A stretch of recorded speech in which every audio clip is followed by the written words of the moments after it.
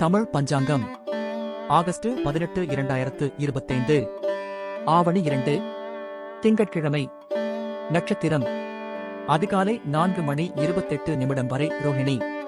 பின்னர் மிருகசீரிடம் திதி மாலை 6:39 வரை தசமி பின்னர் ஏகாதசி யோகம் அமிர்த யோகம் சித்த யோகம் சந்திராஷ்டமம் விசாகம் நல்ல நேரம் காலை 6:15 முதல் 7:15 வரை